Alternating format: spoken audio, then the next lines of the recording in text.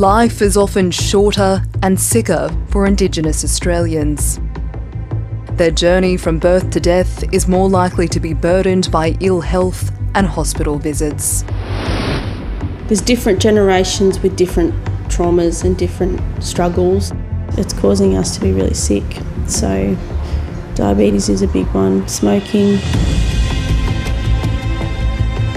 Melanie Briggs sees the health problems up close in her own community. She works for an Aboriginal health service in Nowra that is trying to turn things around. Asthma, diabetes and all of those horrible chronic diseases that we just want to try and wipe out. We're just sick of being sick. We want to smash that gap. We don't want to just close it, we want to smash it. More than a decade ago, the federal government made the Closing the Gap plan. 2 of its 7 targets were health goals. One of them to close the gap in Indigenous life expectancy. The other to halve the gap in the Indigenous child mortality rate. 12 years later, those targets are unmet. Many of the deaths attributed to chronic disease in general can be prevented, and many of the risk factors overlap. The risk of disease to Indigenous Australians exists at every stage of life. The health issues vary. Babies are more likely to be born prematurely with a lower birth weight. Here we go, Mummy. He was born 3.2 kilos, so he was nice and healthy, because babies that are born like really early, like before 37 weeks and low birth weight, they tend to have a bit of breathing problems and you know, chronic disease and stuff like that. So you don't have those problems, mate, because you're solid.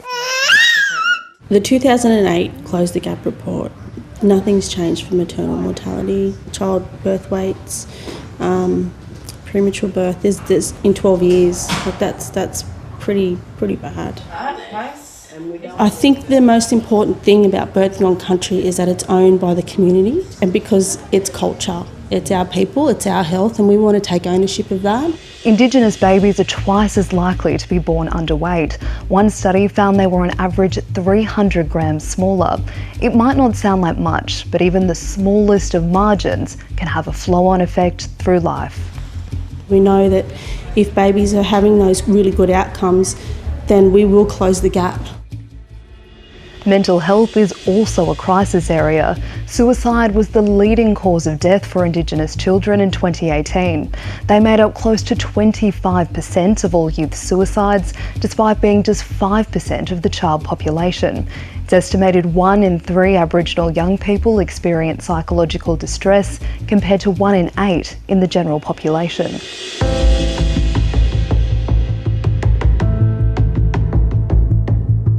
Despite the fact that we have such high rates of suicide, and particularly affecting Indigenous children, that we have been very, very poor at defining why, or finding answers to the why. Psychologist Tracy Westerman has worked in Indigenous communities for decades. She believes there must be a national mental health target. It comes down to something really simple, is that we can't decide on a uniform and national assessment tool. So all roads with all of this lead to assessment. If you get assessment right, you get treatment right, you're able to monitor the impact of what you're doing, you're able to bring measurability into this whole area. In adulthood, the health risks grow. Heart disease and diabetes, largely preventable illnesses, but the biggest killers of Indigenous adults. Chronic kidney disease is also a major issue, killing Indigenous men and women at 4 times the rate of the rest of the population. Dialysis for end-stage kidney disease is the leading cause of hospitalisation, with Aboriginal women 19 times more likely to end up on dialysis.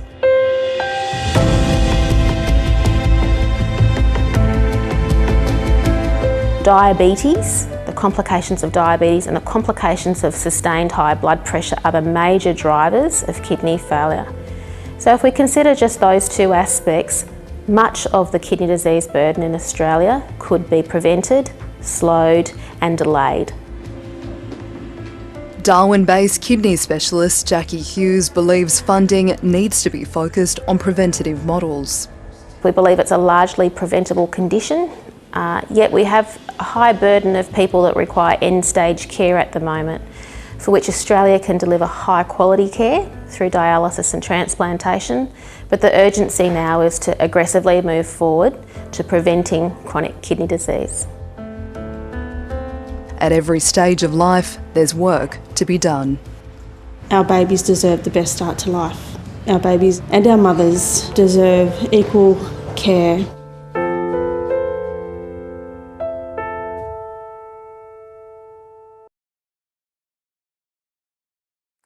Hi, I'm Lee Sales. Thanks for watching this story. If you'd like to watch more of 730's stories, they are on the left of your screen.